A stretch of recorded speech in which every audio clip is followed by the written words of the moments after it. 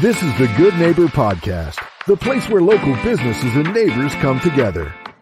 Here's your host, Jeff Gardner. Welcome to another episode of the Good Neighbor Podcast. Today we have another good neighbor on, Ryan Chin with CSR Automotive. Ryan, welcome to the show, man. Hello, Jeff. Thanks for having me on your show. Yeah, man, I'm looking forward to it.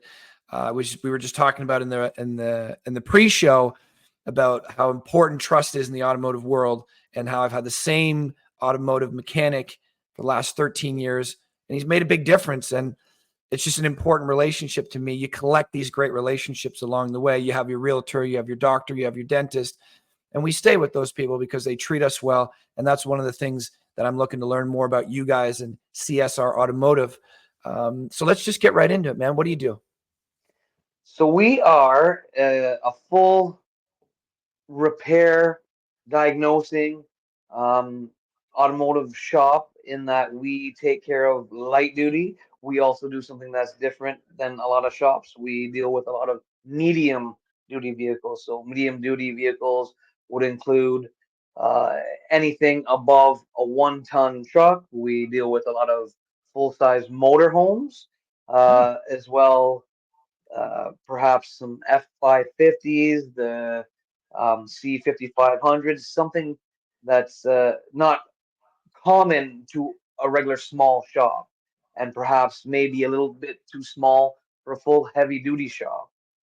So it took a little while for us to get into this, but we did see that there was a little bit of a niche calling, and it definitely has been instrumental into the growth of CSR over the last, I'm going to say, over the last 5 years, especially given the circumstances with COVID. And, you know, during that time, I feel for a lot of my friends and acquaintances that did go through hardships through COVID, as, you know, a lot of people weren't out on the streets, they weren't working, they weren't out there navigating their day-to-day grind, and perhaps they didn't have a lot of walk-in customers.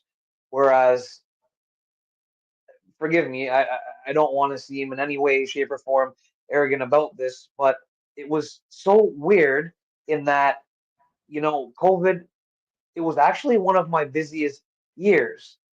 Now, that being said, differently, it wasn't a straight, even plateau, uh, day to day, busy, busy, busy. That's not how this went. Perhaps on a Monday I could come in and the phone wouldn't be ringing, and by Tuesday afternoon the schedule is completely booked. It was just a very odd thing. So with this, we wanted to eliminate all of those little pockets of slow times and insecurities of, is there going to be enough work? Are my people going to eat? So we have slowly transitioned into medium duty vehicles. We still do definitely take care of light duty vehicles, but we've definitely ramped up on our end for the medium duties. So it's definitely worked out into our favor. And, you know, alongside of that, who has the medium duty vehicles? A lot of fleet companies. Uh, Perhaps in my neck of the woods up here, you have a lot of construction workers, landscape companies. They need their vehicles on the road at all times. So I have facilitated the shop uh, be accompanied by the most amazing technicians, and I am so blessed to have had such a squad behind my back. And I give it my all for them. I give everything that I can give for them. But we have such an amazing team in here that it sometimes it warms my heart, like, to how awesome it couldn't have been dreamt. I couldn't have dreamt it up to have such an amazing team to stand behind me, and I'm on the floor and in the grind with them on the daily as well. So it's been awesome. Awesome, man. I love it. How many people you got there? Oh, and also, Ryan, is that a phone that you're using? A phone? Yeah, for the camera? No, I'm using my laptop actually. Okay. Can we leave it just like that? Perfect. Good, Okay. great. Because it's moving around a fair bit. So how many people you got on the team? I have well, there's 6 technicians, and I have Elaine as my bookkeeper, and I have Terry who runs the ship up front, and it just we all work so well together. That's awesome. Everybody has their days, of Sure. course, as it's like that's a guarantee. Yep. But we have such a swell team. Yeah, which makes a huge difference, man. I mean, if you're going to Oh, work side by absolutely. side with people in the trenches like that, I imagine bumping into each other, things are getting dirty, whatever it may be. To have a solid team, people with emotional fortitude that care for one another. It's build a great huge culture. factor, absolutely. Yeah. Yes. Yeah. How long you guys been around for, man? So this particular situation here at this location, we've been here. I'm in my 7th year here, but this is not a new adventure. This has been let me start by adding CSR. This stands for Chris, Sharon, and myself, Ryan.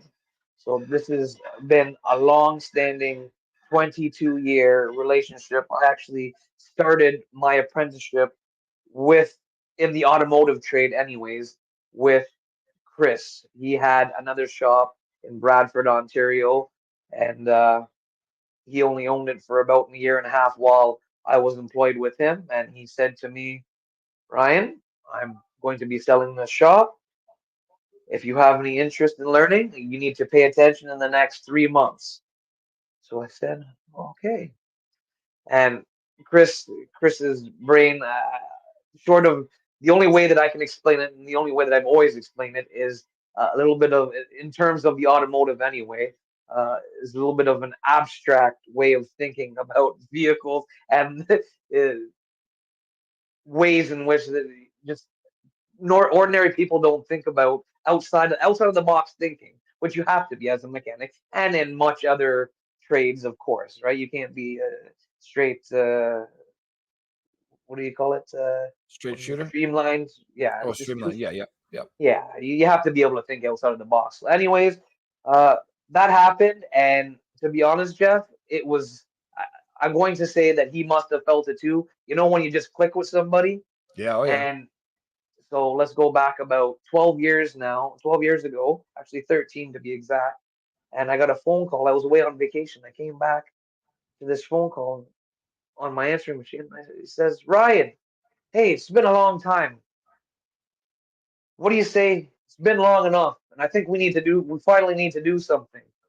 So I ended up going over to his place. And honestly, Jeff, the rest is history. He had an automotive shop in his backyard. It was just a one bay. And we joined forces and we put another addition on. And then we put another addition on. And you know, and I know, especially in a small town, you can only grow so big in your backyard before the other forces start to have a little problem or something to say about that. So it took, well, 10 deals gone south to find this exact place to allow us to accommodate our goals where we wanted to possibly be at. And we didn't see, we're in a 6,000 square foot shop. And when Chris and I entered this building, we both said to each other, oh my God, how are we ever going to fill it? How are we ever going to fill it? Well, Jeff, there is no wall space, there is no floor space. And if you've seen the layout of the shop where I thought it was tight before, well, it's a whole lot more of congestion. It's a specific amount of congestion in order for everything to work seamlessly. However, and well thought out. However, there's no more room. That's awesome, man. And you guys have been going strong for that since you've been in that location. Busy. 7 years, and we've grown exponentially every year. Of course, I attribute it to my amazing staff standing behind me and me with them. It's been an amazing ride. I didn't ever see myself, let me say, on the forefront of being a business owner. I was always a technician until Chris and I joined forces, and the mindset kind of got changed. Especially, I had to take part in our business planning and get everything structured for this place. It was quite eye opening and whole new skill set, man. From being a technician, there's nothing about being a plumber or a cabinet maker or a mechanic that teaches you about running a business. That's a whole new skill set. No, and I would still say the most difficult part of it is definitely Running the People? business? Oh, the No, people. Yes, yes, no, yes. no. The money and the knowledge. My fear of this, my only fear of this trade is my lack of ability to obtain knowledge. Right? It's very difficult this trade as it evolves with the electronics and just the evolution of the automobile. Hmm. It's just we have to always be at the top of our game as far as education and always upgrading. But it's sometimes for us it becomes the lack of available information for us to be able to obtain. Oh, yeah. I Well, mean, yeah, technology as a whole is just rapidly evolving. AI is changing things. I don't know much about the automotive world, so I won't speak on it, but certainly in our world, in the marketing world, in the software world, the digital world, yeah, knowledge is the new winner's currency, man. I mean, there's that old cliche saying, the more you learn, the more you earn. And we strive to do that here. There's just something always new. But I love that story started off with the three partners. So was it Shannon or Sharon? Sharon. Sharon. And who's she? How is she related in this She mix? is Chris's wife.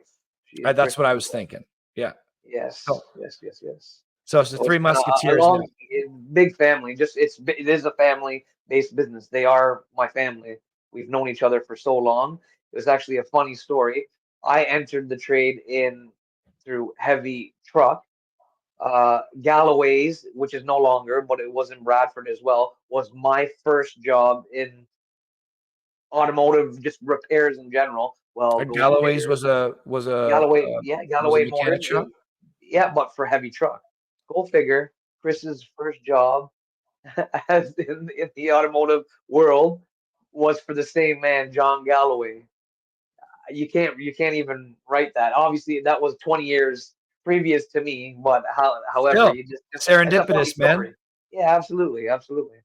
That's very cool, man. I love it. And that's what I was about to get into is like the story behind things. I find human beings so fascinating. I think we bond through storytelling in many ways. I mean, that's what we do, right? Communication. I'm going to tell you about me, you tell me about you, whether we're watching a movie, a play, reading a book. We're storytellers at our heart, right? Us human beings.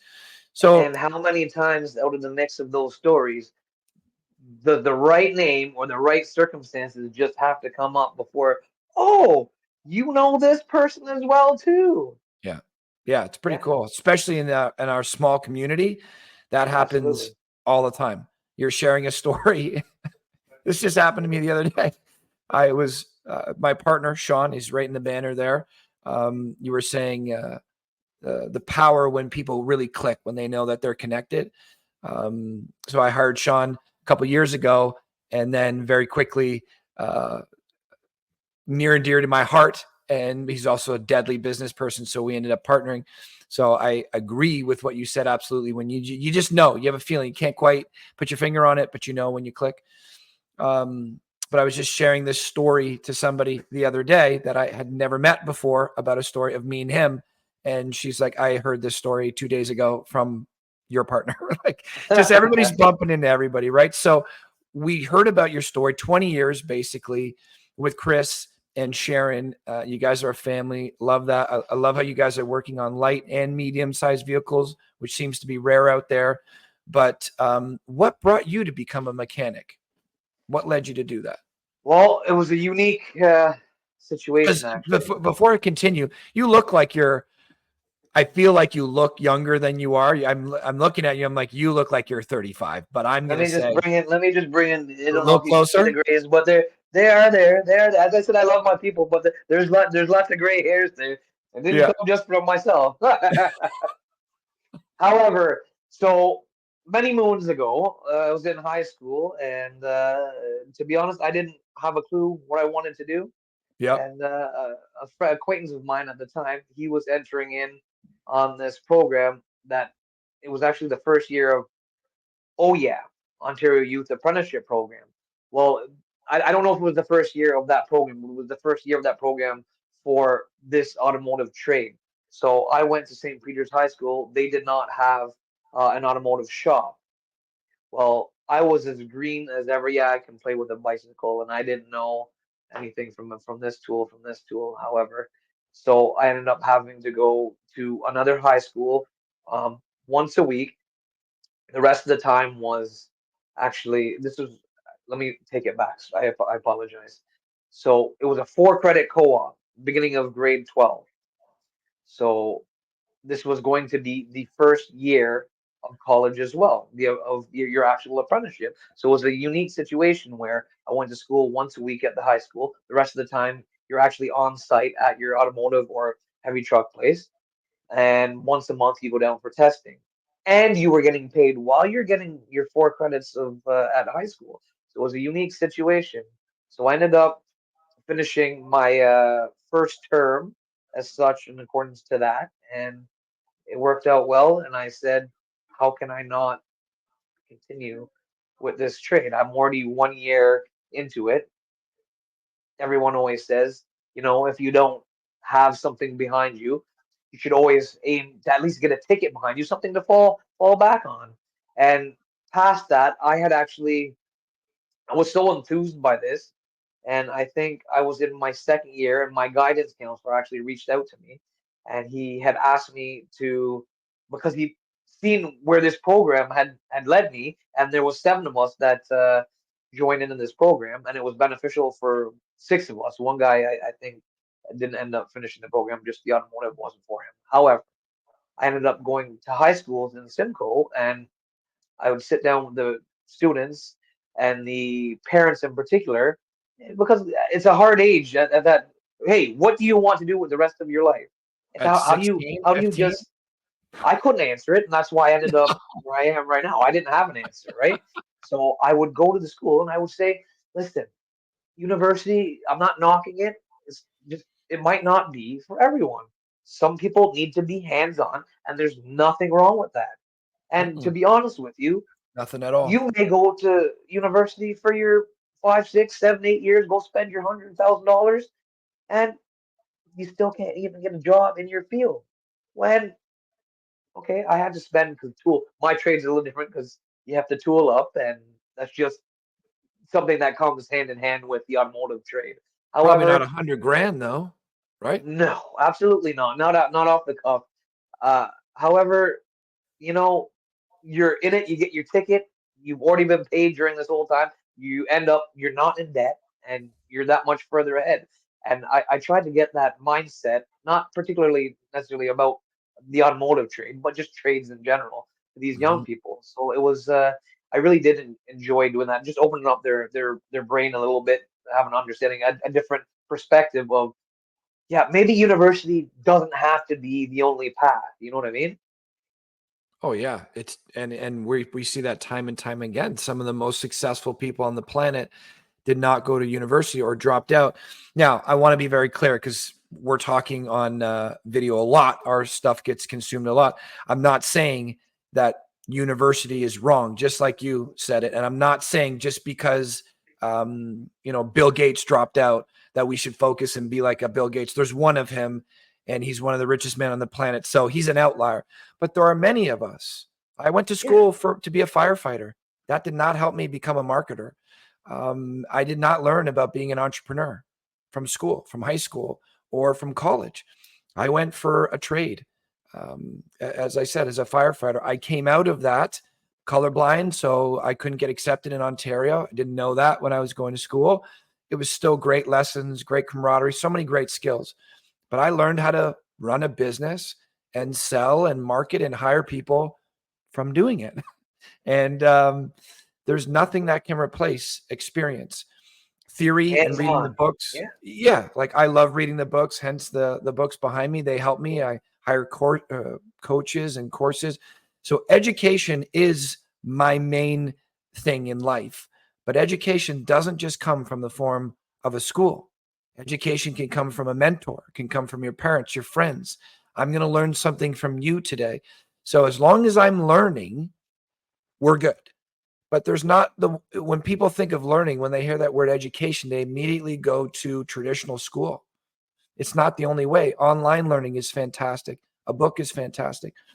One of my main things that I talk about in life is mentorship. It seems like Chris was a mentor to you.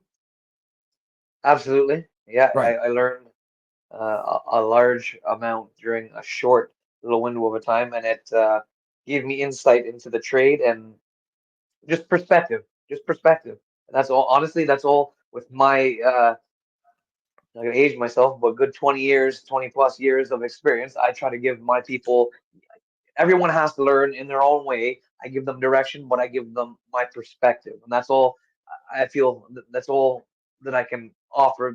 My best experiences and in my perspective, this is what worked for me. It may not work specifically for you, but and that's what I try to take from my elders or people that have been in similar situations or Yeah. successful other business people that I've come across. Absolutely. Can you share? I mean, so you started in this business basically high school. You learned the skill, you tooled up, like you said, and then you became, what do you call it, a mechanic or a technician? What's the word? Just dress it up. Automotive service technician. And you know what? To be honest, I should take that back. Not dress it up. That's what we are, and it does take a Yeah. lot of time to obtain the knowledge to be called that, a technician, because it's not an overnight.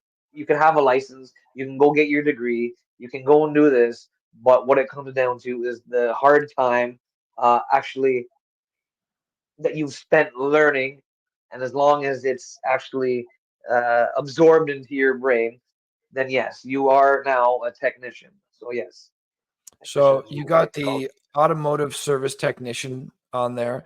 So you were hands-on, you were working the tools essentially.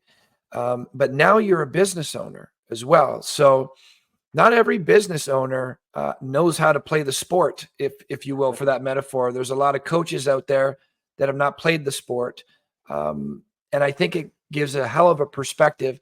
One of the things that is a must in our business is there are many marketing businesses out there in Simcoe County that are great. Most of our competitors are great. I love how fierce the competition is in Simcoe County for our industry because it helps makes us better. But one of the things that we pride ourselves on is being practitioners of what we preach. We call it player coach. So you've played the game to the point where you now can coach it. We market ourselves. We use the same products and services that we use for our clients. And we're constantly trying to push the barrier of how to become more effective rather than just saying, hey, Ryan, these are the things that are popular out there. These are the ways they could help you. That could be a good conversation. Or I could say, Ryan, these are the things that are not just popular, but have helped take my business from here to here. I think that's a more effective conversation. And that's what you can have with not only your clients, but where I'm going with this question is your staff. You've mentioned the word perspective a number of times. I have found perspective to be a life-changing mental experiment for me. I'm looking at the world this one way for a very, very long time, and it's providing the results it's providing, good or bad. And then I bump up against a mentor or something that gives me a perspective change. And now it could be life changing. One of the big ones for me is I was saying in the pre-show about how I value time. I think entrepreneurs, a lot of them value time. It's a non-renewable resource, right? Amen. Amen You and know, amen. and I It's have the it. one thing. It's the one thing you can't buy. You can't buy it. It's not Right. possible. Right. So I have it I have my rules and principles for life tattooed on my skin. I take life very seriously so I can have a lot of fun and really make the most out of it. I don't want to waste any of my time, but you said perspective a few times. And one of the big perspective changes for me was when I was in my early 20s. A mentor of mine talked to me about time and impact. And she made me realize in that moment that she said, listen, you're in your 20s. You probably should end up being 70 or 80 before you die, but there's no guarantee. Something out there is giving you time that's beyond your control. All you can do is control what you do with your time. So basically, today could be your last day. So whatever the things that you want to do, the things you want to strive for, the girl you want to go ask out, the business owner that you want to go ask for mentorship, the school degree that you want to take, what are you waiting for now that you know your time is very limited? That perspective change has stayed with me for 20 years and changed my life. So That was a lot of words to get to the question. I No, wanted to I provide a little bit of wholeheartedly, context. that it resonates with me 110%. You couldn't have said it better. No, 100. I agree wholeheartedly with that. I'm glad it clicks with you too. What I'm curious though is when you set perspective a few times, especially with your staff, because we got a good staff on here. There's a good portion of people, a lot of people that listen to the show are entrepreneurs. What kind of perspectives have you found to be beneficial for you and or beneficial for helping your staff? Okay. Observing that everyone may or may not understand the way that your message was meant to be received. Oh, I feel. I think I got And you on that. you have to be okay with also not having to have the last word, and appreciate that their sights and their perspectives may or may not line up and coincide with yours. They may not. And you have to, I think, self check. It was actually last year or the year before, I made it internal resolve that I had to be okay with not having to have someone see my point of view, not having to have the last, no, it's my way. That's not, because it's not the way that it always, it's not the way that it is, and it's not the way in certain instances, because I'm the business owner and I'm the one that has to be on title. I'm the one that has to answer to my clients. Certain things have to go in certain ways, and I'm going to say this my way. However, mostly it's my observance to how I needed to change my mindset and how I needed to observe and listen to my people. That's what I'm doing. I'm still working. It's still a daily struggle for me, and I'm learning, and it's a struggle. And ergo, the gray hair that we were coming back on here, it's a struggle. It's still, hands down, bar none, the most difficult part of any of this, hands down, for That's me. huge though, man. That tells me a couple of things. That's an admirable character trait, as it tells me that you're a learner and you got that growth mindset. I want to get better. That is a lifelong struggle. I agree. I don't think there is a point that you'll eventually say, I got that figured out. Everybody gets my perspective. Communication is 100% every time. Everybody's on board. I think that is a continuum. I think we just can choose to get better at it or get worse at it. And I love that you're choosing to get better at it, because the burden is on the owner of the business. The most responsibilities is on them, no question about it.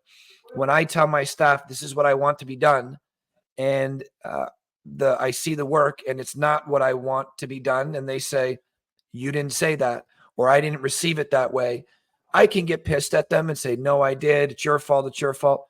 That's going to get me nowhere. So now, Exactly. rather than pointing the blame at them, I'm basically saying you guys are in control. Because if I point the blame at somebody else, I'm saying it's up to you to make the difference. And that's not how a business can fly. It's my fault. It's my responsibility. So now it's up to me to go back and be like, how can I communicate with Brian better? I said this to him. My words didn't line up. He didn't interpret it the way I wanted it to. That's on me. I got to figure out a way to communicate with him and every other of these 17 people. That's a hard ass job, man. That's Yeah, tough, absolutely. but it really helps you refine your communication skills. And I can't think of too many skills that are more important in life than being able to communicate effectively with our people so that they can get on board with our mission rather than just come here for a paycheck, but instead believe I'm going there to build something with Ryan and the team because we're doing something great. Ryan respects me, appreciates me. That's a hell of a perspective, man. That's what I was It's hoping. I didn't know what you'd say, but I thought it no. was going to be good. So let And me give you one little piece of perspective on that. So I said about it warms my heart. One thing that's one of the hugest things for me is spend the all week team. together in the grind with the team. And then on Friday night, we have a little thing. There's always beer in the fridge. Doesn't get drank during the week, nothing like that. But That's 5 o'clock Friday beer. on 5 o'clock Friday, work's done, tools are away.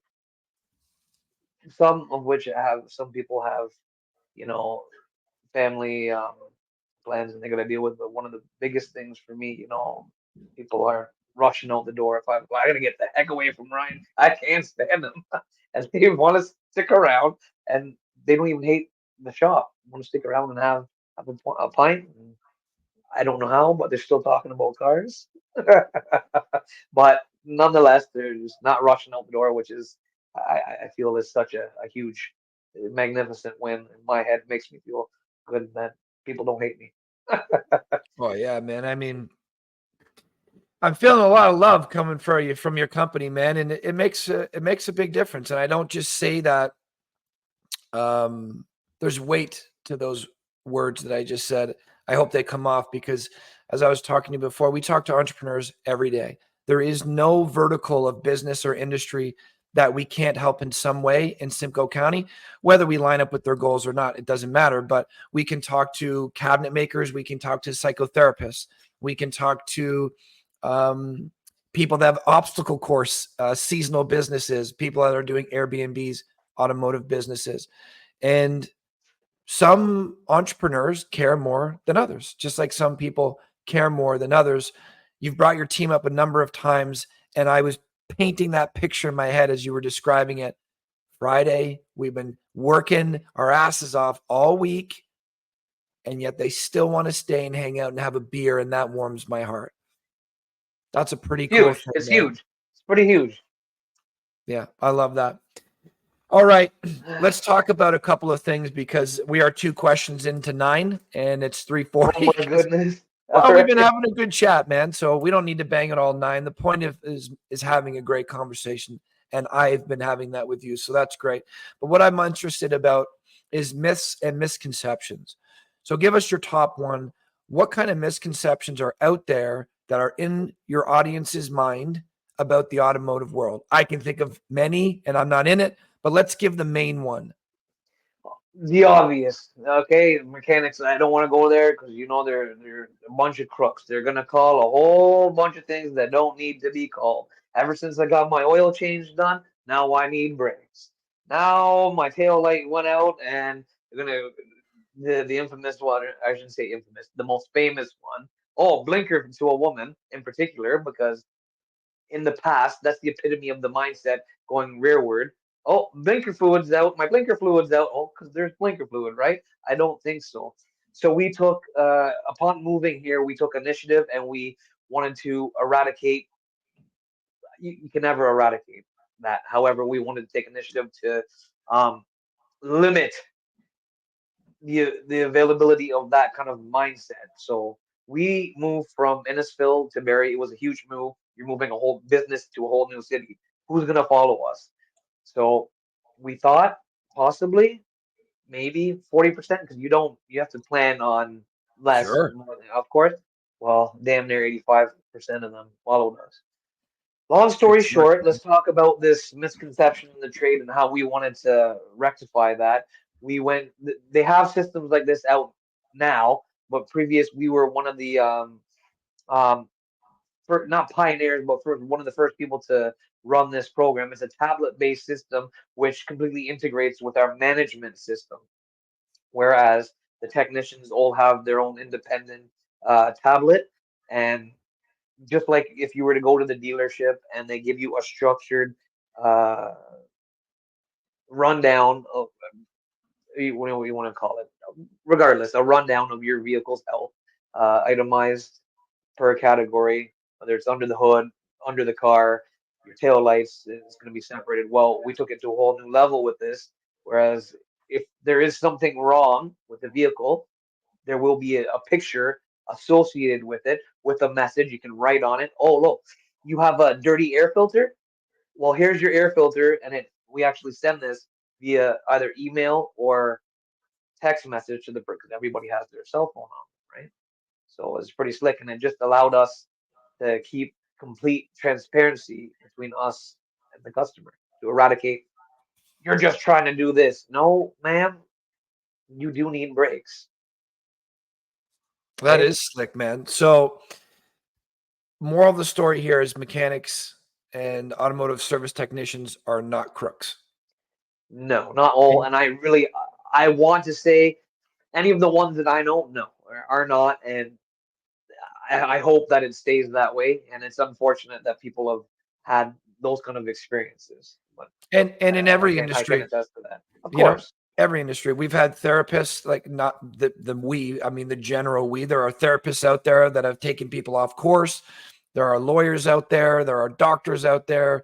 There's everything out there. It's just human nature. Some of us try harder than others, and all of us make mistakes.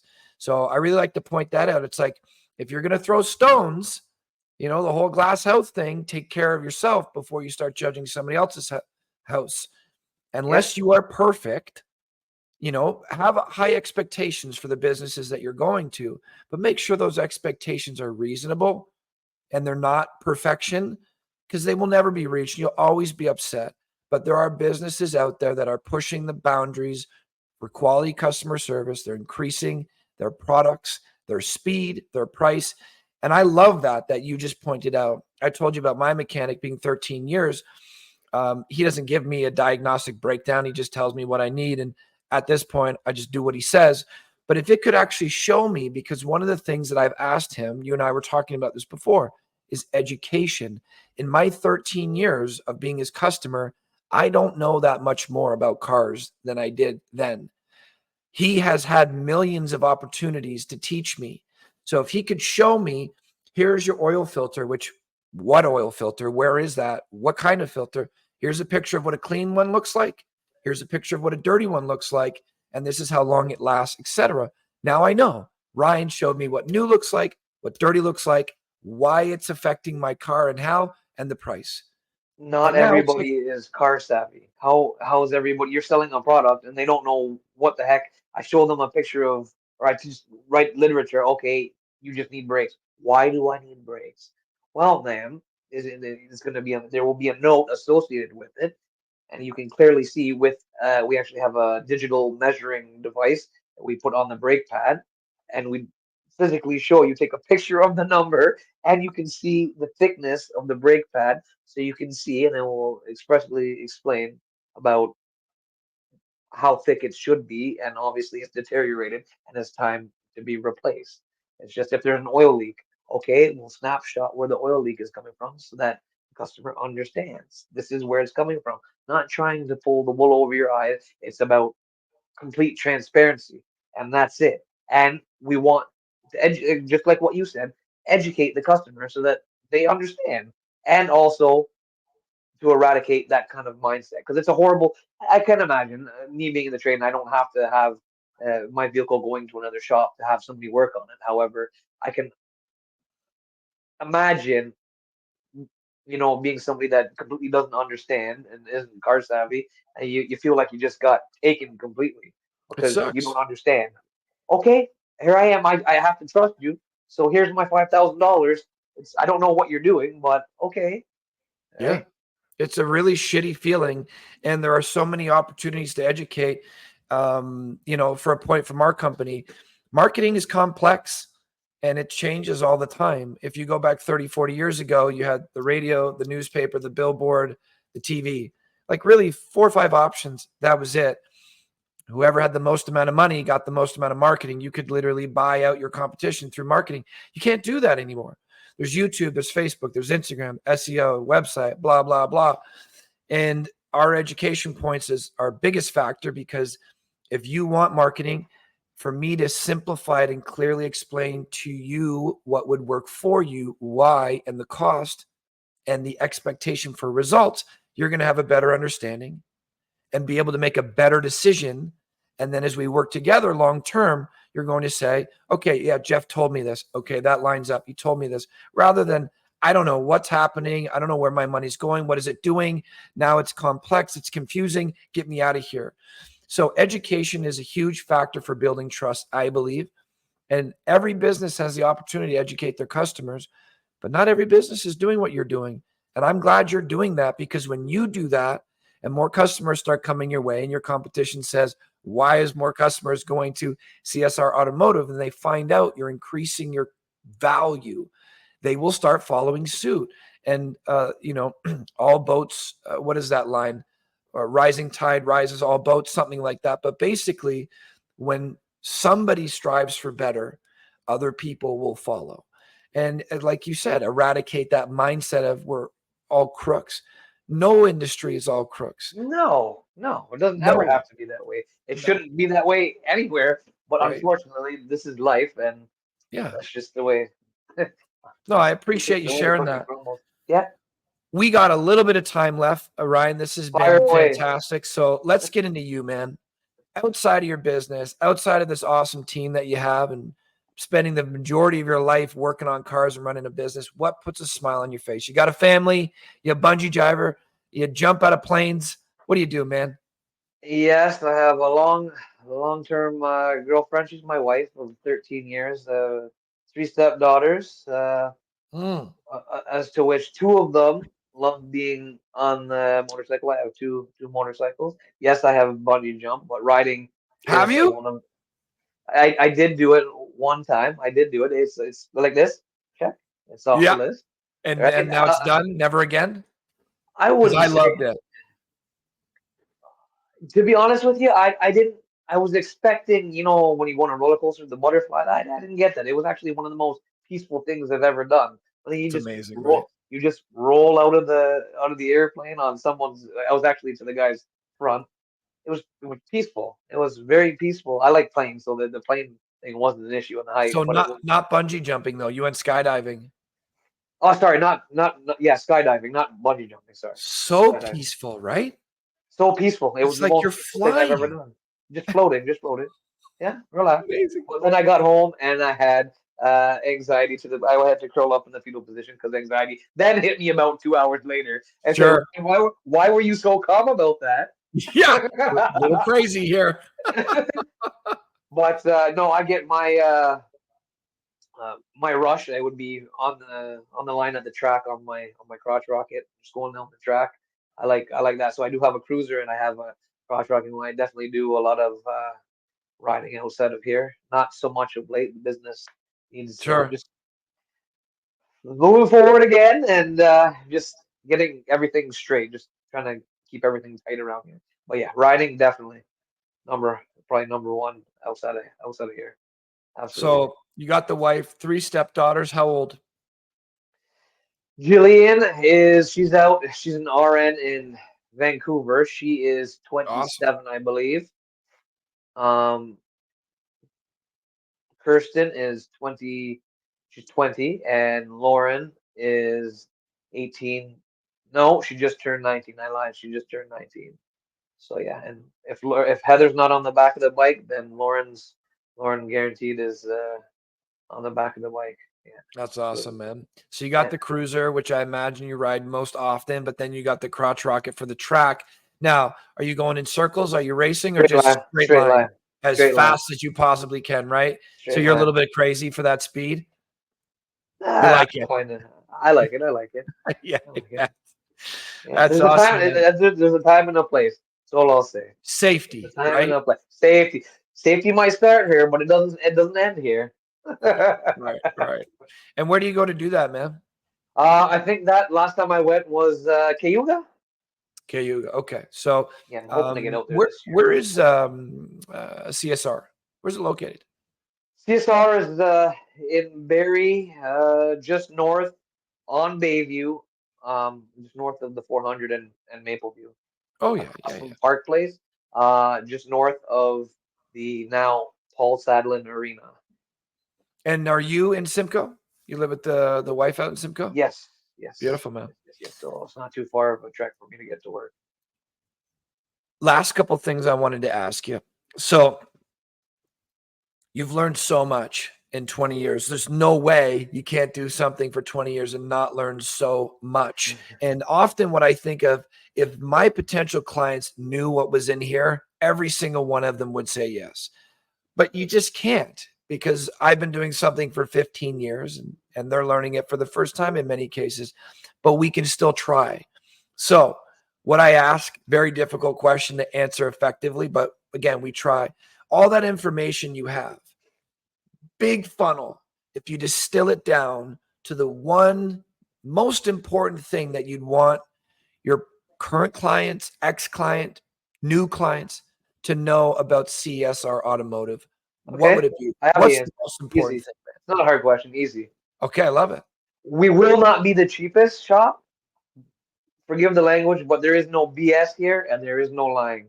I will look you in your face. I have all of this swag. I usually have the hat. My people will wear it. I can walk, Jeff. I can walk anywhere with my head proud. I have it on the side of my truck. There's no BS. I look you in your face. I'm a straight shooter in the eyes, and there's no lying. It goes rule number one. Even Terry at the front desk here, rule number one. There's no lying. There's pure honesty. That's just the way that CSR is. First and foremost, we might not be the cheapest. You're gonna get amazing work because I pay my people appropriately because I have the best. But you're gonna get honesty. If that's something that my clients can get behind, then hey, Well, that's the win. I mean, for me, I look at it in this way. Money is not something to be hoarded for me. It's not the goal. For me, it's to collect more money and just pile it up.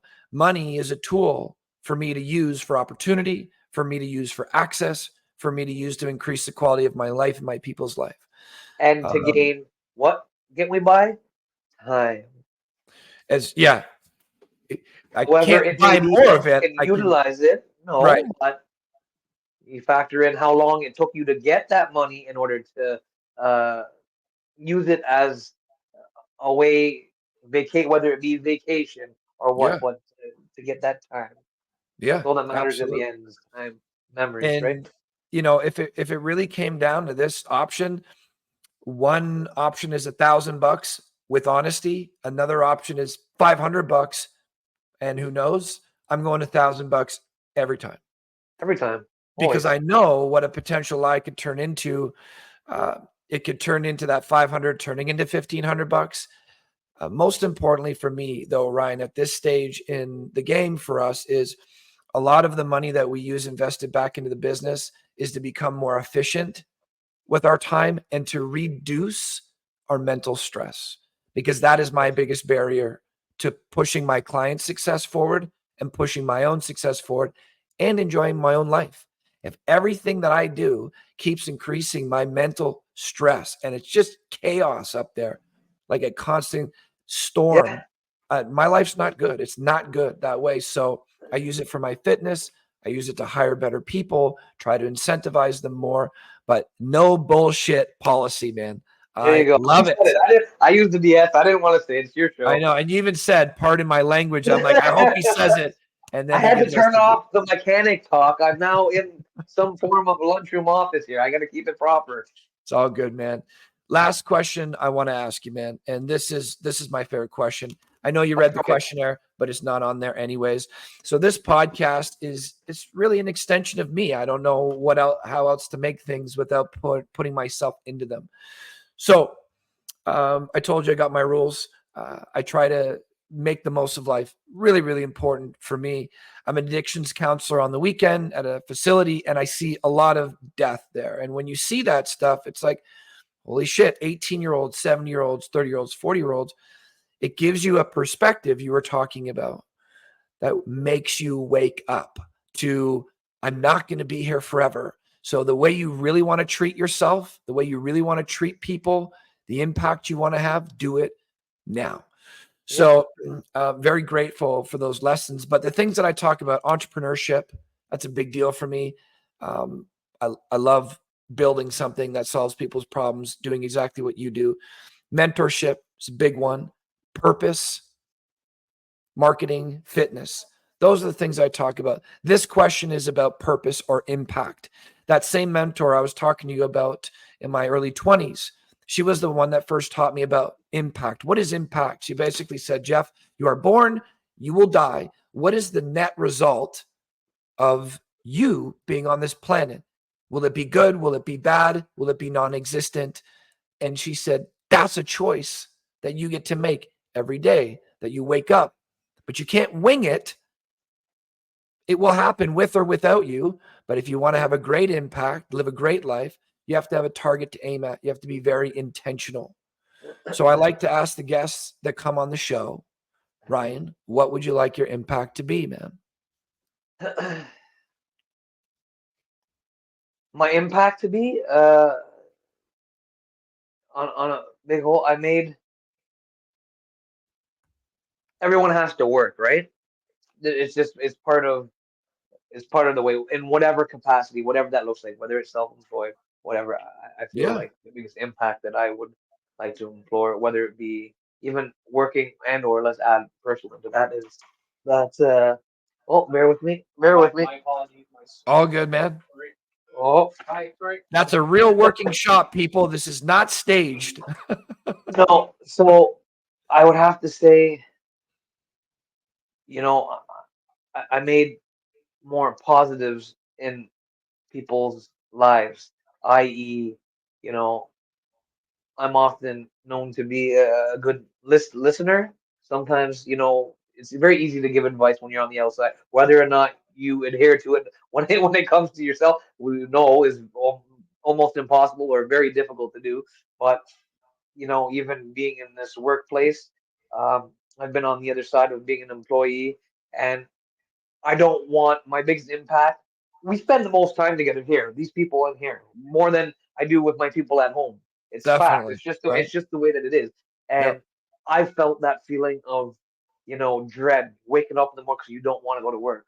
And I think my biggest impact, honestly, is I want people to feel good about what they do and feel good about their lives and just many more capacities. Yes, work, of course, because that's the biggest thing that's involved in my life directly right now at this time. But yeah, just making sure my people, when I'm encompassing my people around me and those who ever watch this, and if you know me, then you know who you are. Uh, just knowing that I did as much as I could for them. So you want to help increase the quality of the lives of your people in whatever way that you can, whether that's through work, through family. You want to be a positive support system to these people that you're helping to develop. Am I getting that right? Yeah, I'd say, yeah, that's pretty accurate. I love it, man. Ryan, it's been a blast, man. I mean, really, we were talking about in the pre-show, the idea of this is just to have a candid, interesting conversation, get to know each other like we're sitting down having a beer, and it just happens to be recorded to maybe help a bunch of people out that have a problem that you can answer, or meet a new person. Maybe they just stop by and say hello. So to wrap up, let's get your details. What's the address? What's the phone number? What's the best way to reach out? Email, website, social media. Give us the goods, man. CSR Automotive, 56 Churchill Drive, Barrie, Ontario, L4N 8Z5. If it works best for you, Terry will answer by email, service@csrautomotive.com. Got a phone number? 705-796-1796. Beautiful. I love it, man. And you guys on Facebook, Instagram, anything like that? YouTube? We are, and on Google. I don't really post up too much. The next one, up and coming one, which I want on Google, and I'll probably put it across all platforms, is I got to get a picture of the squad, all of us all together. I can't believe it's been on my brain. I have many pictures. I catch these people in the mix. They don't even know I'm taking pictures of them. However, I want one of the whole entire squad. You can put it up, and people can put faces to the business and where they're taking, make it a little more personal, right? It's awesome, man. We got all types of photographers. As you can imagine, a marketing company takes a lot of pictures, but we'd love to send them some your way if you're interested at all. But most importantly, Ryan, it's been great chatting with you, man. I love that this was off the cuff. You told me that ahead of time. This is the genuine me. You get what you get. That's what we wanted. It was a great conversation, man. I look forward to having many more with you. Until then, you enjoy the rest of the afternoon, pal. Excellent, Jeff. Thank you. Absolutely, man. Thank you for listening to the Good Neighbor Podcast Midhurst. To nominate your favorite local businesses to be featured on the show, go to gnpmidhurst.com.